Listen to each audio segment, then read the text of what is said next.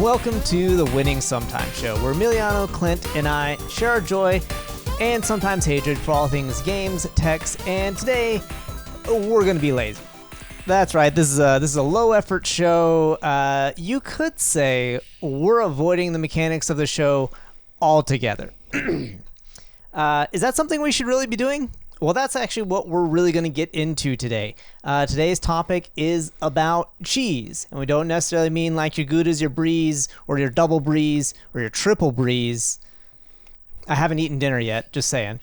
But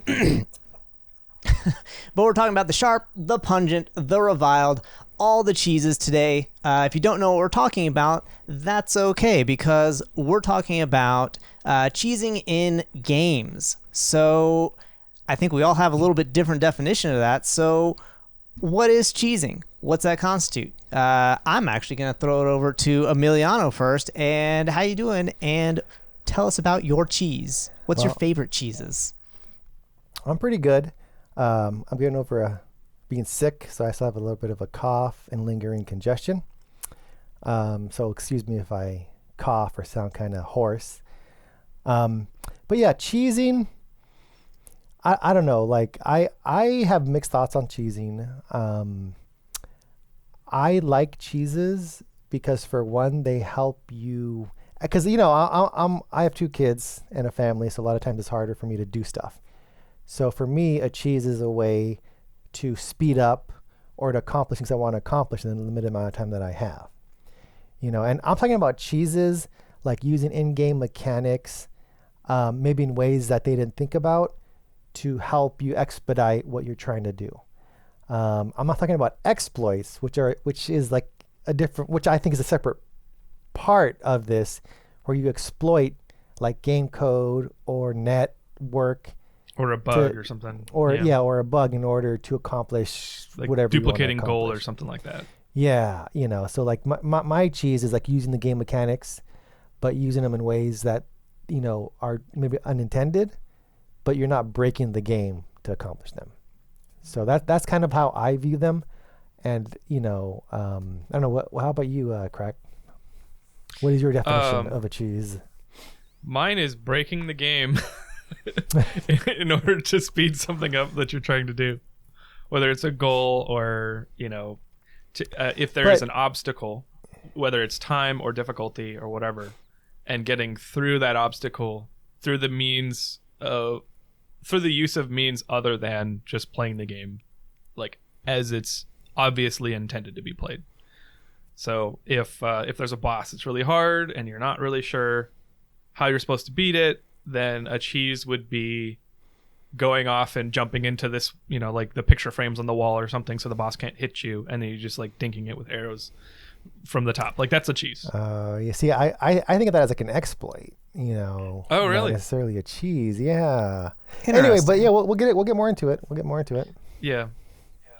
Well, no, that's interesting that you brought up exploits, because I was thinking, again, this is we all speak like English and none of us agree on the definition of this term, but it was making, like, when you brought up exploit, I was thinking like, okay, this is a really obscure reference, so if you don't know what I'm talking about, it's okay.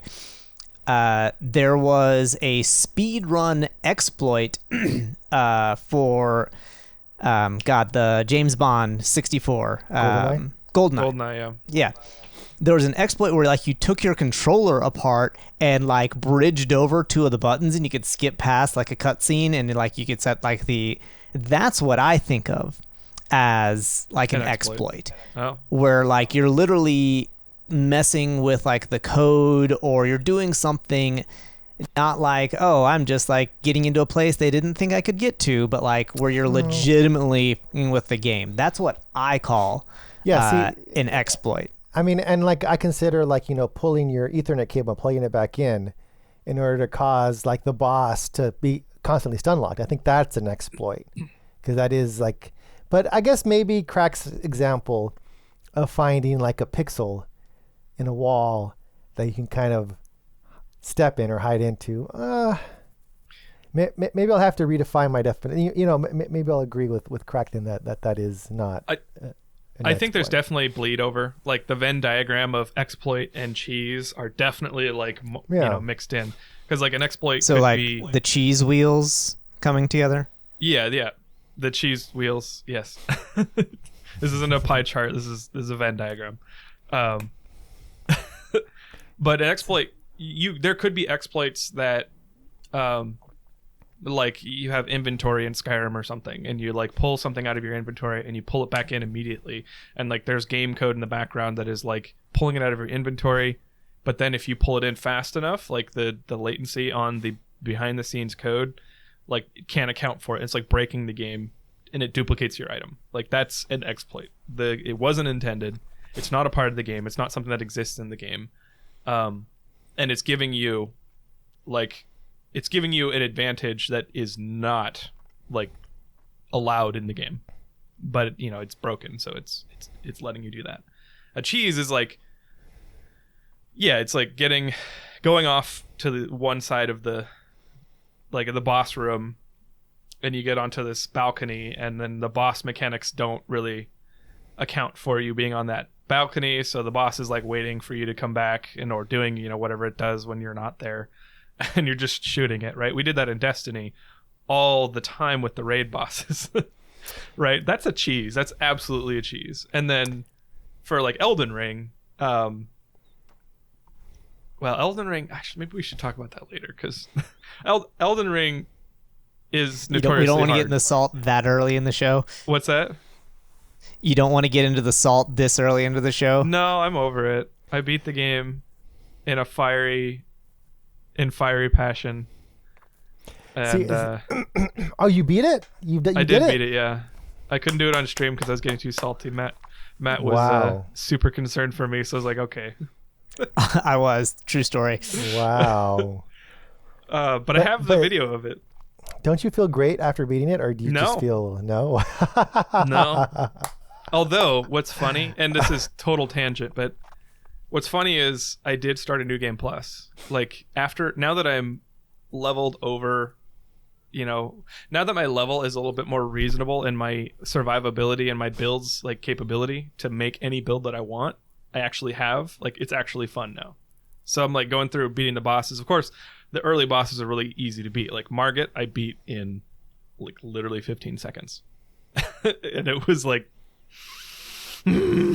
like I still don't think Elden Ring needs to be as hard as it was, but it was actually fun to go through it. I stopped because I had a thing. I would love to see you play Demon Souls if you think Elden Ring was hard. Nope. I won't say I'll never play another FromSoft game, but I have no desire because I don't like the design. Don't worry, I'll buy the next one for you. What's that? I'll buy you the next one. It's fine. I'm not playing it.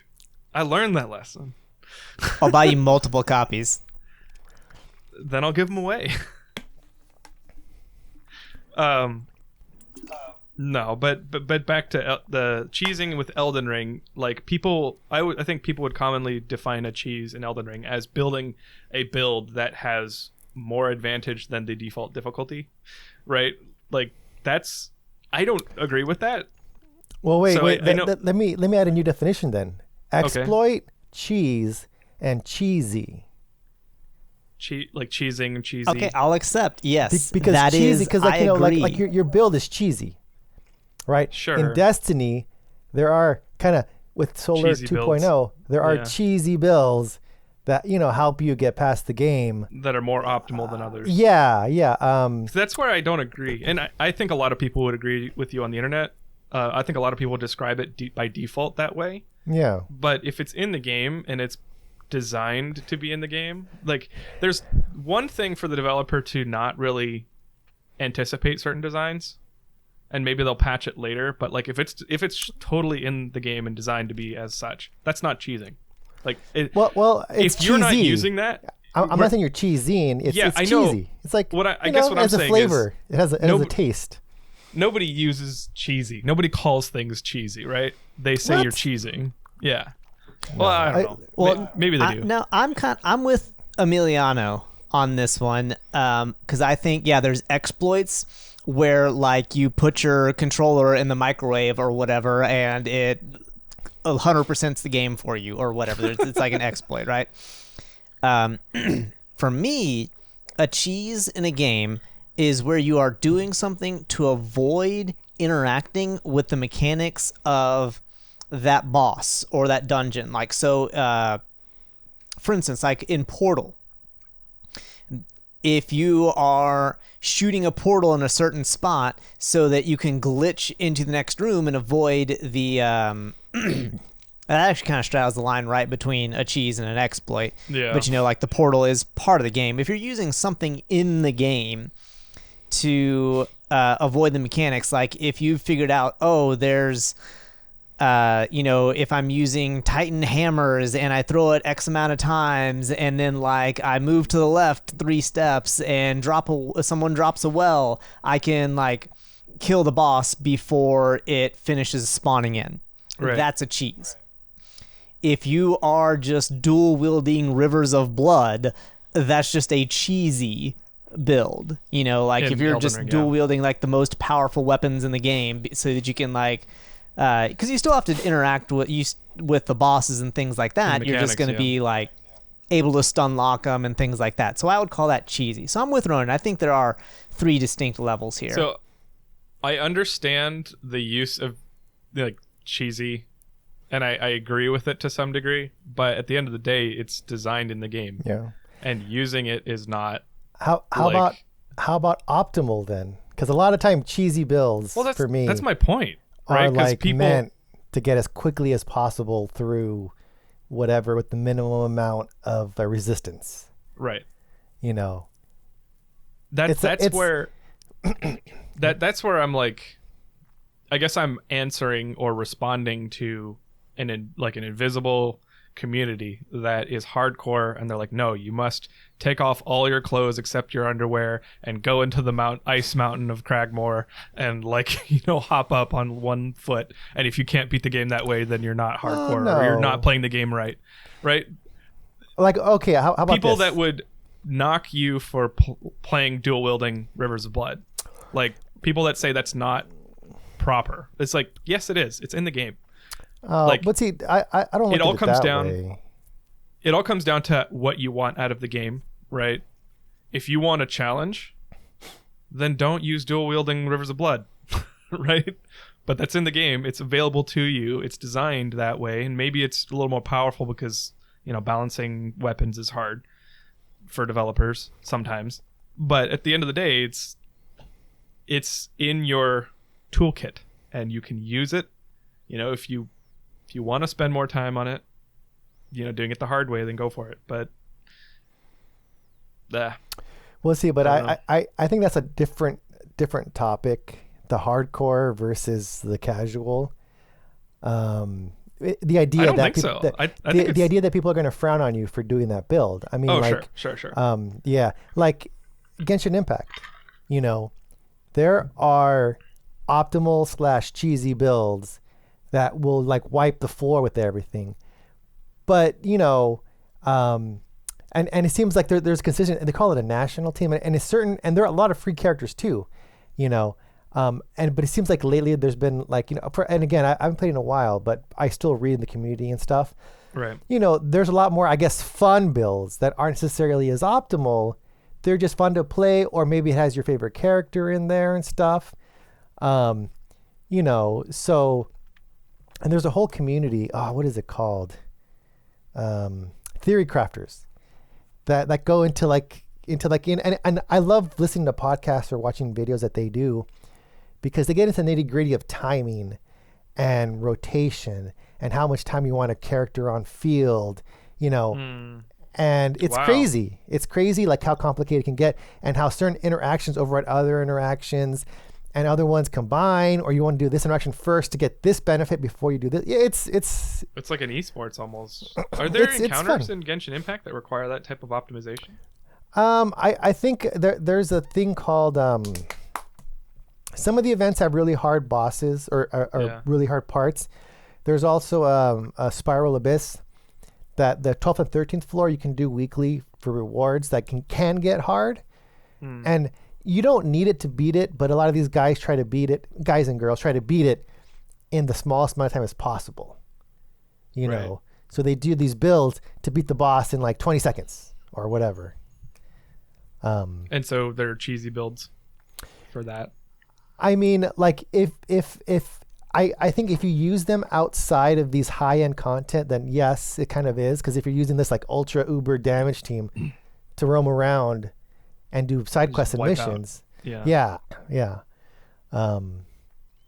So So- yeah, I guess my whole idea was the idea of using a cheesy build being looked down upon.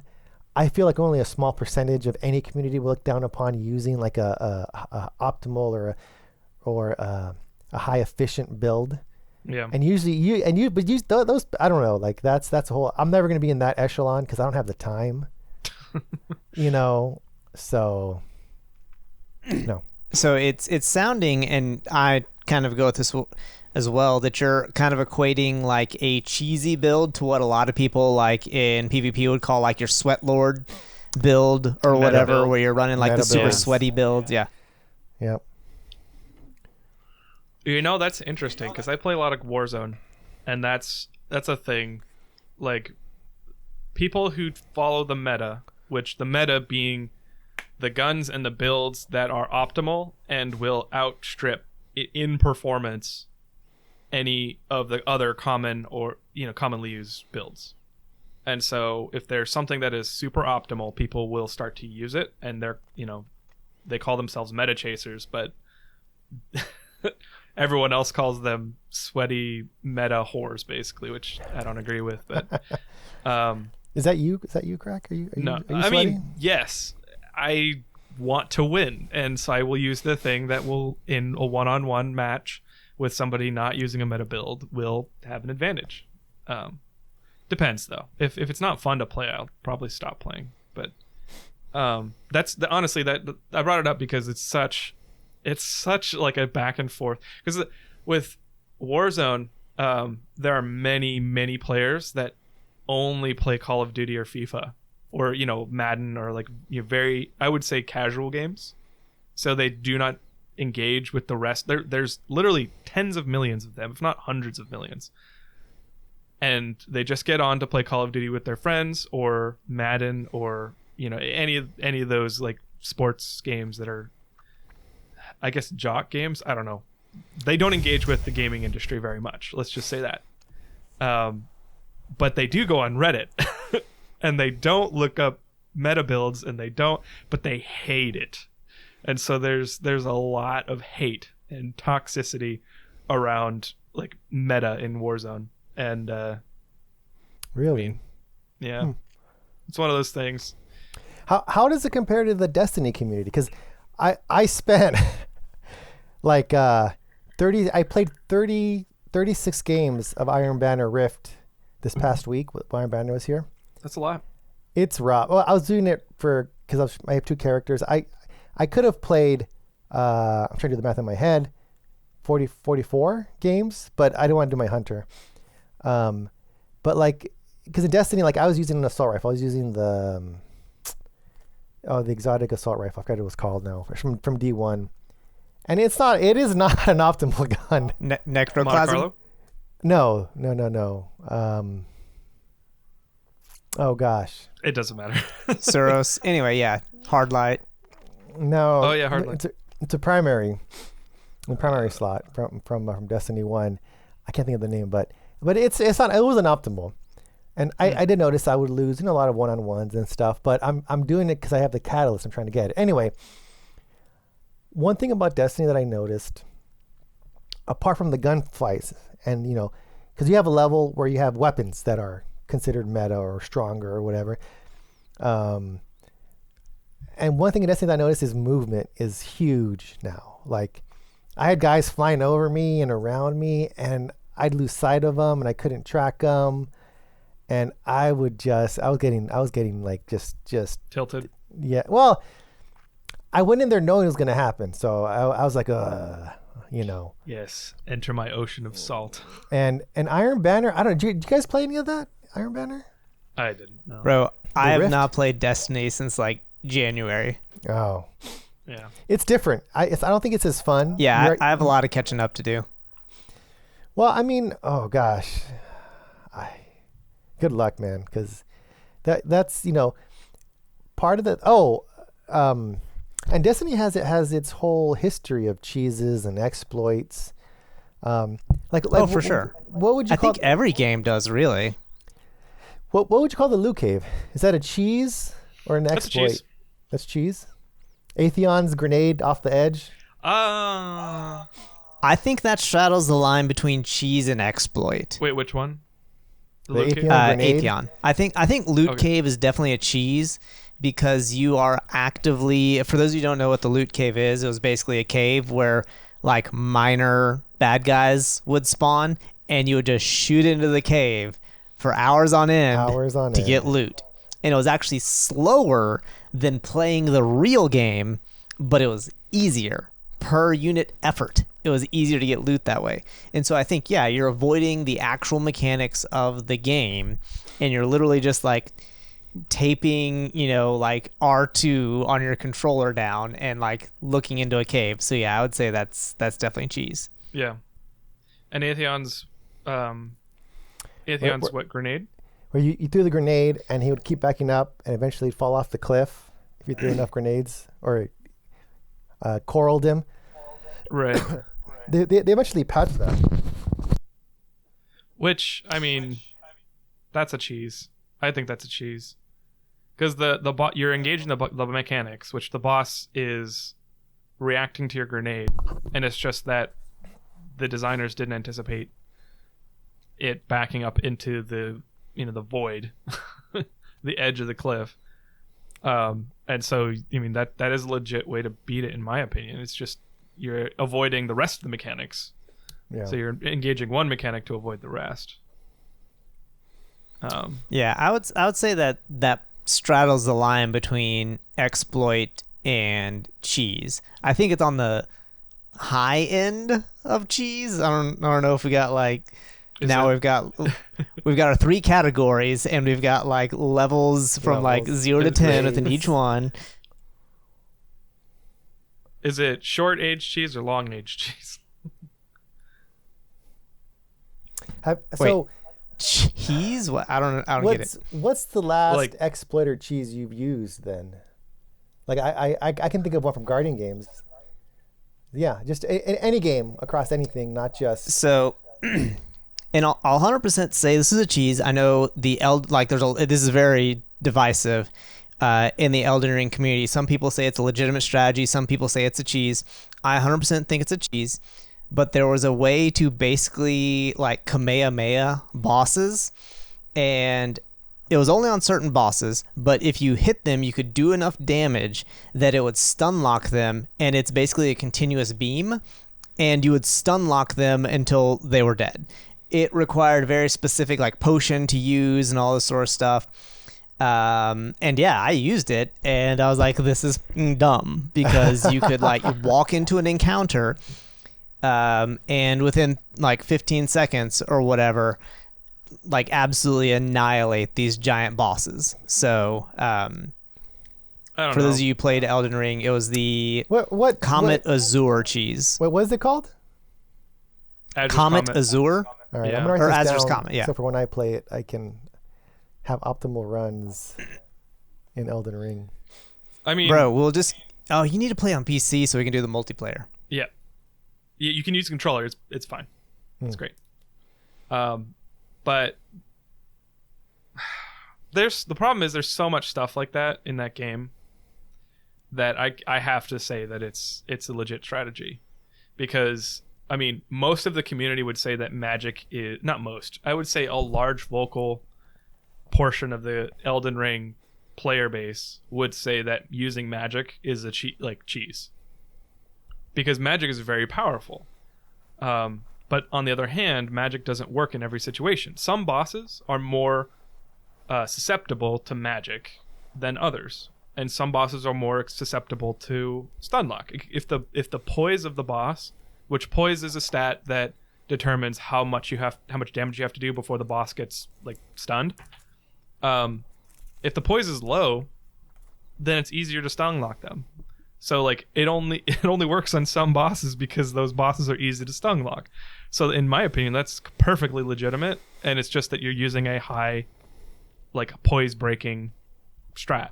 And you can use, there are other builds for that are not magic based.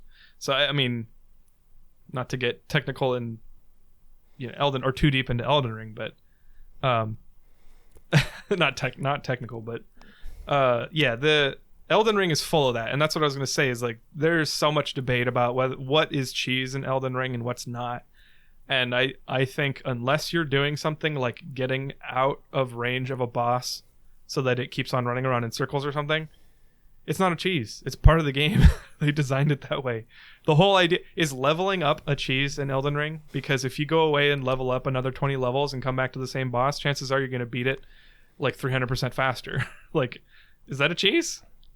Of course I would not. say that's cheesy. That's like, that runs into our like optimal sweat lord build, if you ask me. Leveling up, but that's not sweat because it doesn't take a ton of skill to go level up, right? Not as much skill as it does to beat the boss at your current level. It doesn't take a whole lot of skill to buy the, what was it, the anniversary pack or whatever, and get Gallahorn or whatever. I don't know if Gallahorn's good or not, but you know what I'm saying? Like, it doesn't take a whole lot of skill to run the same strike 300 times to get your Grasp of Mallet. Oh, and you're saying that's cheesy. Yeah, and that's, in my opinion, that's like the sweat lord cheesy kind of things. And again, like, it's okay if we have a different opinion on that. Like, free country, you're welcome to be wrong. That kind of upends our definition of cheese, because spend way more time to save time. So it doesn't, like, the math there doesn't work out. Especially like the loot cave, like you could level up faster, but people do that instead. Because that's why I say it's like it's cheesy, not cheese. Once you had it, it made everything else substantially easier. So there was that initial investment to do it, and some cheeses or exploits take time and practice to do, but either consistently or do right before it actually works for you. And people spend the time to learn how to do it, So I don't think it breaks it. It's just a different way of doing it or getting it. So that brings us to a question. Wait, but now I had a question for you first. Matt answered his. What is your most recent example of when you? Oh, probably in Elden Ring. Well, that's not a cheese. I just argued against that being cheese. A cheese. No, I want to hear it. Just go with it. Just go with it. Okay, sure. It was a cheesy thing for me to do, according to your guys' definition. I was fighting Malenia, which is the hardest boss in Elden Ring. And I was fighting her, and I was not doing well. She was killing me before I could nuke her second phase. So, yeah. And, so Matt and Hutz, a friend of ours, told me about the Rivers of Blood, which is a sword that does bleed damage, which is you do enough damage, you get a big chunk of health off for free on the boss. And so I went away, I already had it, the sword, so I went away, leveled up some stuff, rearranged some stuff so I could use it, came back, and then beat her second try. Because it breaks ways like a mother. Yeah, it was incredibly quick. Like, my level was already good enough. It just wasn't tuned to beat her in a quick way. And that's my argument for it not being a cheese, because it's like, with Elden Ring, it's all about the build. And I can't talk about Elden Ring without crapping on it, but Elden Ring is not... Do we need to get you like a blood pressure cuff so that you can be... No, I'm talking about fitness this is purely logic. Elden Ring wants you to try out different builds. Elden Ring wants you to, it requires you to have the correct type of build to beat any challenge in the game, but it doesn't give you the tools to actually do that, other than making you go grind stuff out, which neither here nor there. I don't want to talk about that right now, but but yeah, it's in the game. I could go tune my build. like respec all my stats to make it so that my strengths were, my weaknesses were a little bit stronger against the boss. So it was cheesy. It wasn't a cheese, in my opinion. Agree. Absolutely agree. Okay, so here's my from Guardian Games. And Guardian Games is an event in Destiny where they do like all the different classes versus each other. Warlocks versus Hunters versus Titans. And Warlocks won this year, or this time. I don't know. It seemed like it was kind of skewed in their favor somehow. I don't know how. Wait, Warlocks won? Warlocks won. That's by a never lot. happened. I know. Wow. I should have played. Warlocks won by a lot. I think Titans won one day. Or maybe 2 days. I don't think I Hunters demand a ever recount. won, which is crazy. Which Warlocks, this is Destiny the game, Destiny 2. Yeah. And these are all different classes that you can play. Like, they're different types of characters you can play. yeah, that have different abilities, different, And so they pit the stats against all the different classes to see who, players who are playing any one of the classes, like, put them in a team. So Guardian Games had a emblem that you could get if you were in the top 10% of users, in like a master level nightfall. Basically, at the end of the week, you had the weekend to get as high a score as you could, and if by Monday you're in the top 10%, and you had to be top 10% in like I think over 3 weeks consecutively, or in the end aggregate. I'm not sure which one it was. Yeah, but this is what I did, and apparently I don't know who discovered it, but I got on with like 2 other guys. We spent the first 15 minutes of that raid right at the very beginning with we lowered our level by equipping like a level 0 armband and like a level 0 helmet. We got guns that had ricochet on them. Are you admitting to a crime right now? It's not a crime. It's in the game. It's in the game, right? There is a medal you get for reviving 2 teammates, and it's on cooldown. And apparently you can rotate where alternating people kill themselves and you revive both of them to get this medal, right? We spent 15 minutes killing ourselves and being revived to get past a threshold. And I got us to like, I don't know, 150,000, but way up high. And then you spend the last like 5 minutes rushing through it, passing everybody up to get to the end to kill the boss. And That's the most ridiculous thing I've ever heard. It was ridiculous. It was. I agree. That is so intensely Destiny. I can't. It is. That's also true. That is also true. But the thing is, that was the game. There was a timer, so you couldn't do it consecutively. But then you had 3 guys. 2 guys kill themselves. He revives them too. Then he kills himself, and someone else kills himself. Then that guy, it was enough where when your turn came around again to revive, the timer would be already done. So, and it's funny because they changed the rules where that exploit wouldn't count towards the top 10% because, if you did it legitimately, you would never get that high of a score. Yeah. So, but then I think second week, I don't know how high I got, but the third week, we did it, legitimately, and I got the emblem. So, yay! But yeah, that's my most recent exploit. It's crazy. Actually cheesy. That was cheesy. Okay. No, that's straight up cheese. That's cheese, in my opinion. Yeah. I mean, it's the rules, and apparently that's some like stinky, funky like foot cheese going on right there. Someone calculated that was the and I think that's one thing about Destiny is that they do make you grind a lot. Yes. And it's not always bad, but you always have people looking for the optimal way to do a certain thing, and I don't know. I love it for that because I don't got all the time in the world. So yeah. Okay. So, go ahead, Clint. I was gonna change the subject, so go ahead. Oh no, I was gonna change the subject. Well, I was gonna say. No, let's actually do this. Rock, paper, scissors. Yep, you're the judge, Ronan. 1, Rock, 2, paper, scissors.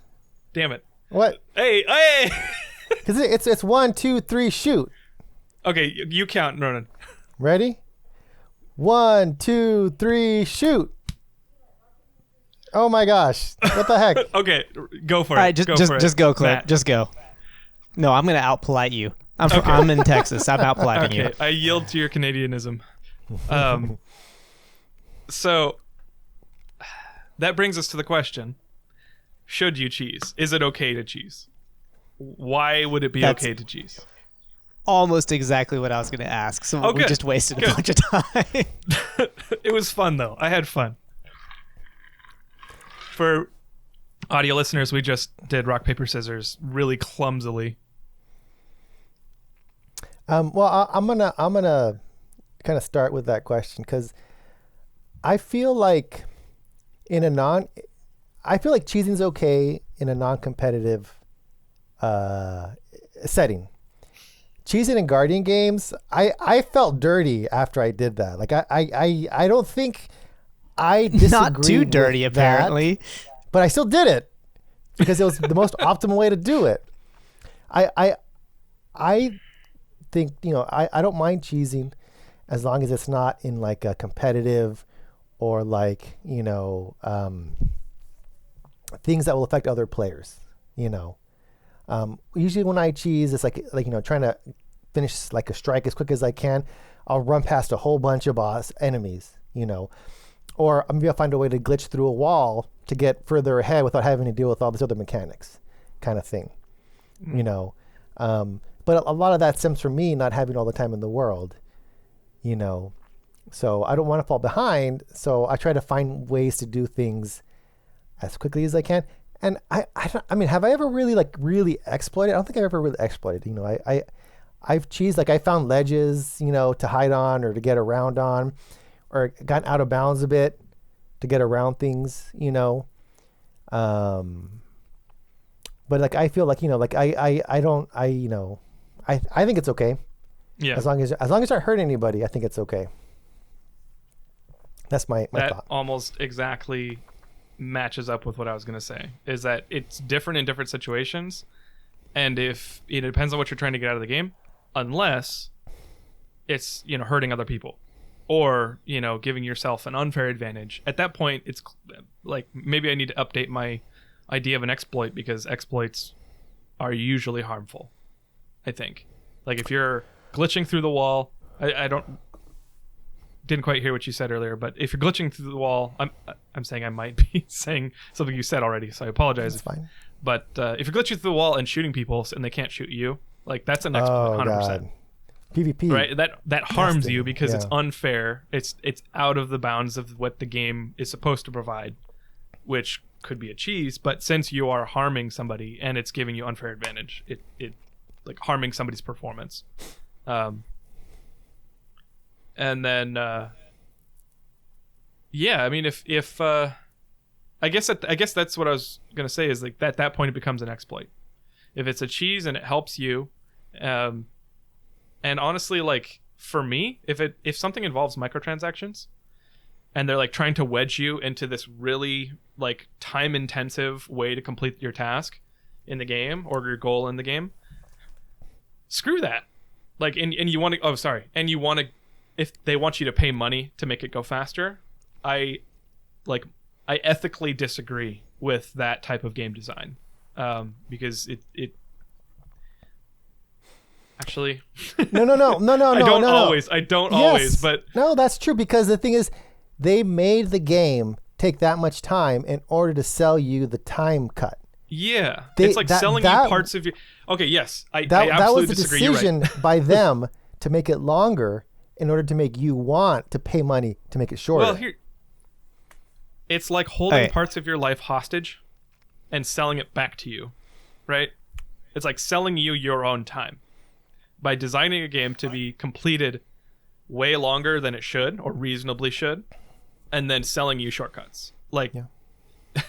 yes, you can leave that game and just quit it, but depending on how good the game is everywhere else, or like how they've designed the game, if the story is really engaging, it's like it's holding your fun hostage, and that is incredibly anti-consumer, and it's incredibly just like absolutely just unethical in my opinion. Wait, course. have you been playing Diablo Immortal? I don't like Diablo. Really? Yeah. We could talk about that another episode. Yeah. Because I'm like, all of a sudden, we're talking about exploits. But I guess exploits and cheeses come from wanting to save time. Yeah. You know, and then you have games that intentionally add time for these nefarious purposes. But sorry, go ahead, Matt. Oh, no. So what I was going to say on that is, yeah, you're right. I think 100% the reason we get some exploits and some cheeses and things like that is because people are like, they don't have $110,000 to max out their character, or they don't, have the time. They don't have the 30 years to grind out all this sort of stuff. And so in those instances, I am 100% with you. That is shitty game design. And I will still say that like cheeses and exploits in some of those situations can still be bad, unethical, immoral, whatever you want to call it. And the distinction I make there is because like you were talking about like glitching into like PvP and things like that. 100%. That's, if you're doing that, like you're a jerk. But also even in like single player type stuff, and I'm not calling you out, Emiliano, like I 100% understand why I did it, but like if there's like a leaderboard in a game, I don't care what it is. Like you could be playing like Candy Crush or whatever, and if you figured out like you just keep tapping in the same spot fast enough and you glitch out the game and get like a bazillion points, that's an exploit. Yeah, and you're still like, it may not mean much to most people, but there's going to be some people out there that are like, going through a rough time in their life. And I'm using this example because 100% I know a guy, like his one solace in life is that he was like, at this point during his life, is that for like 3 consecutive months, he was like top 10 in the USA on Candy Crush, which how he did that, I have no idea. But anyway. Probably had some cheeses up his sleeve. Well, but that's the thing. If you are, and again, it may seem like a really like trivial thing to be like, oh, I'm like the best Candy Crusher in the world or whatever, right? And I kind of agree. It is a little bit trivial. But it's the same thing like if you are like an athlete. Like if you're in your local running club or whatever and y'all like, and you're sitting there like injecting EPO in and like taking all sorts of like steroids and peds and tests and everything like that, so you can like just absolutely crush people in your local running club. Yeah. You're kind of a jerk. Like in my opinion, it's the same sort of deal. That's a exploit in the game of reality. It's got really good graphics, but it's pretty unfair. The meta is cracked. You know what I was thinking about? There is one community where exploits and glitches and cheeses are looked favorably upon, and people spend like lots of time trying to find all of them in order to beat the game faster. Yeah. What's that? The speedrunning community. Oh, yeah. For sure. I love watching because like they'll do like game jams or whatever, and it's great seeing the things that they've done. And I remember seeing people saying like, "Oh, this exploit in Breath of the Wild lets them shave 0.05 seconds off of a run," and I'm like, "What?" Right.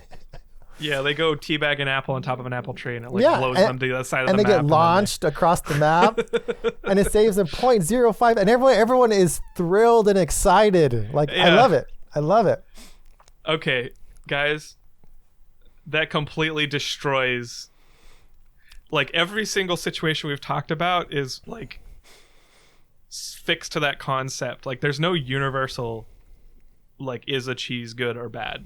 It's like completely subjective, and it depends on the situation. On the situation, yeah. Well, I personally think it's when it harms somebody else or the performance or the spirit of the game, like it's bad. But yeah. So you say that, and like I completely understand your point with the speedrunning community, because like that I was thinking of that too. Mm-hmm. But even in the speedrunning community, there are rules And like, if someone listens to this that's in the speedrunning community and I say something wrong, just brace yourself, because like I haven't looked at speedrunning stuff since literally like GoldenEye that I was talking about. Like that's the last time I was into speedrunning. Anyway. Yeah. But like the GoldenEye thing was a huge deal because like hardware exploits were like, oh, that's a bridge too far, man. Like you can't be doing hardware exploits. That's too much. And so I would say like cheeses, exploits, things like that, when they're detrimental to other people, because you're not on an even playing field.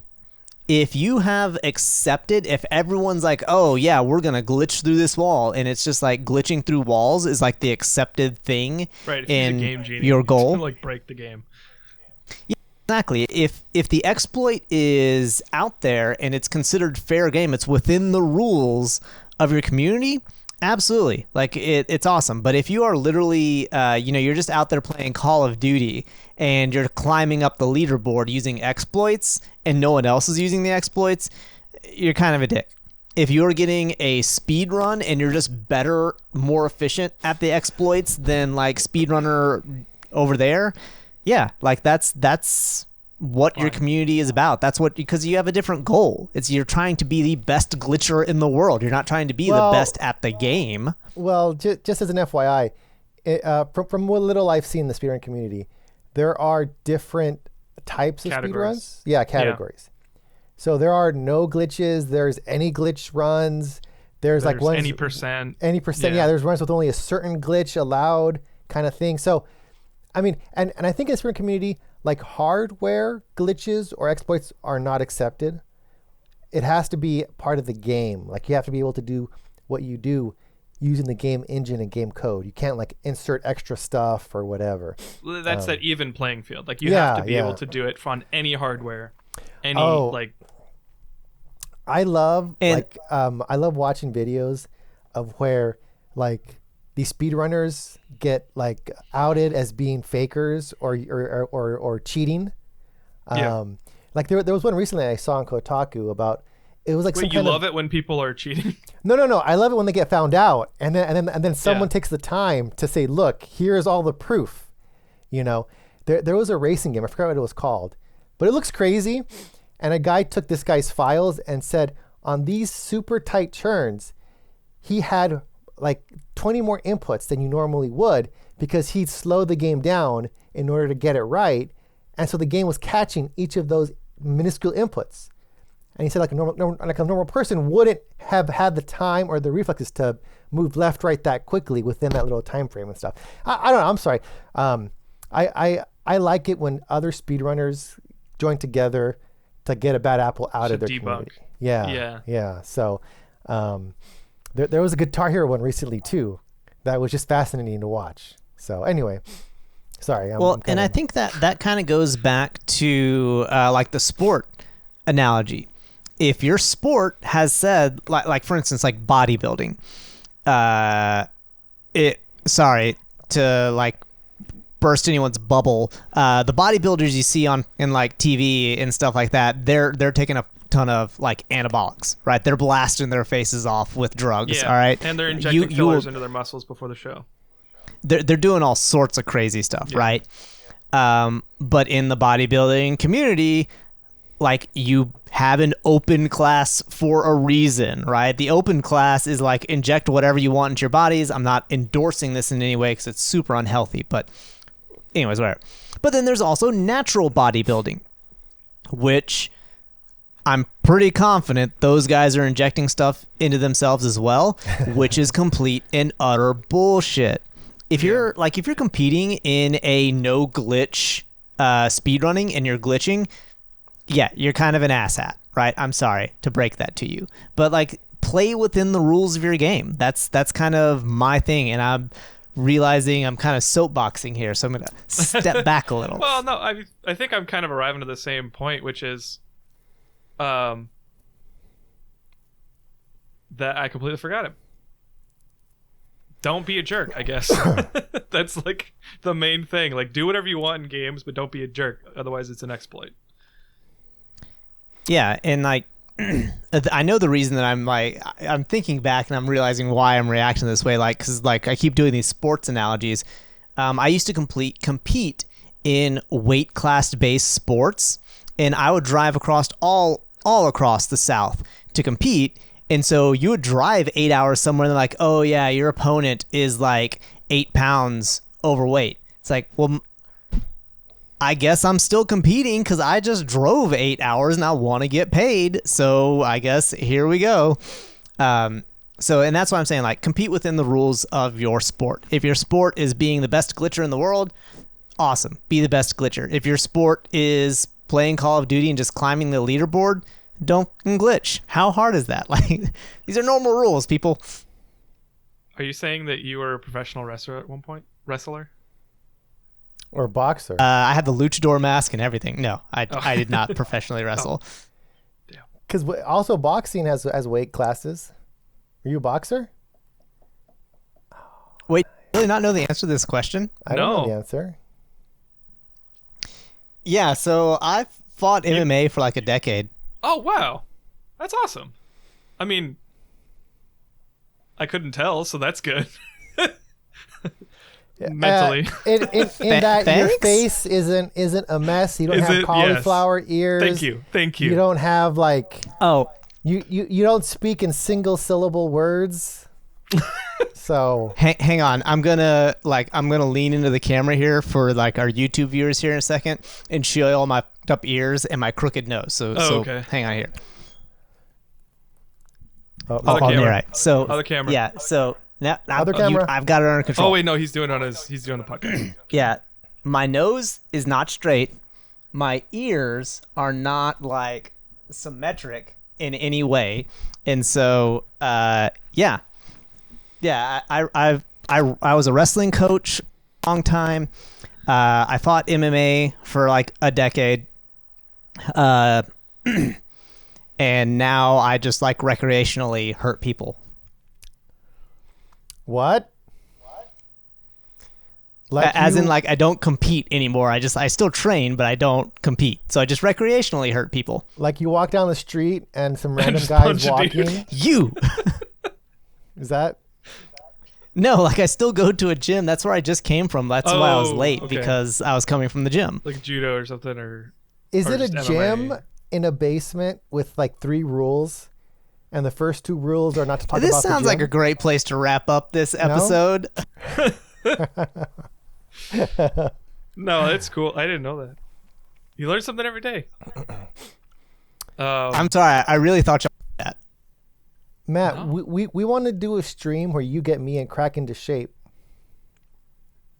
Like a multi... That's more than one stream. Well, sorry. Yeah, a multi... We were talking about that before the podcast, and Emiliano, I don't know if I'm up for that anymore because the workouts he'd do would No.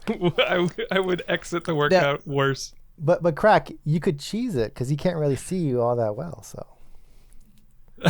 Oh my gosh. All right. So that's our episode, folks.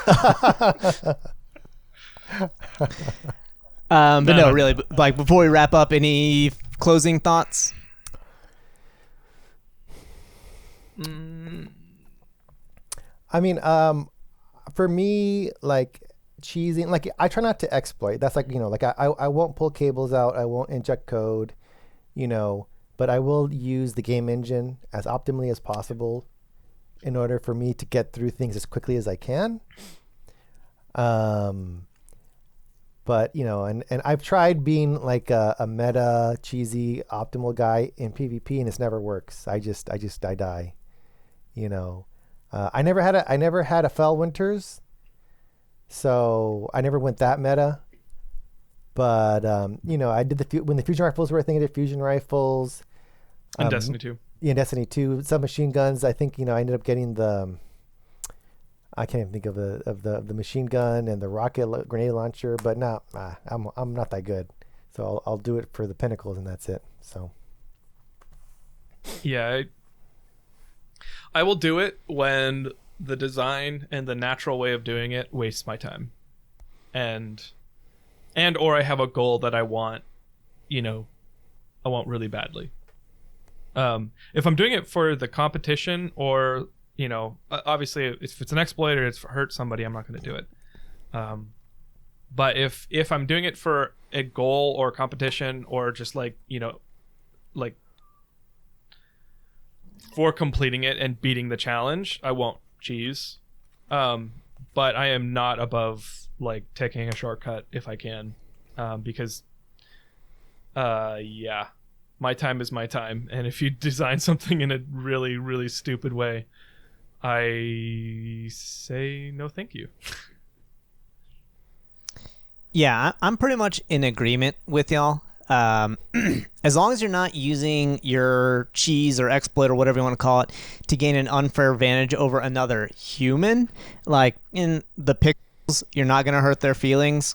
Like, go for it. As long as you're having fun, I have no problem with cheeses. But if you're doing it to gain an unfair advantage over another human who has a life, who has feelings, things like that, yeah, I think that's kind of crappy. That's where I kind of draw the line. So, all right. Well, I guess it's time for us to all, find some real cheese and get some dinner or something like that. So, we appreciate everybody who has listened tonight, or whatever time of day it is when you're listening it. I realize as I speak that this is not live. Whatever. But we appreciate everybody for listening. You can always check us out on Twitter at @WSometimes Show. You can email us at show@winningsometimes.com. And I think we have a Twitch that we're going to end up eventually finishing Dying Light on. Yay. I'm assuming. Maybe. Possibly. Stand by for more info on that. But again, thanks everybody for listening. Leave a like, a comment, or on whatever platform you are listening on, and we will see you next time. Bye. Bye.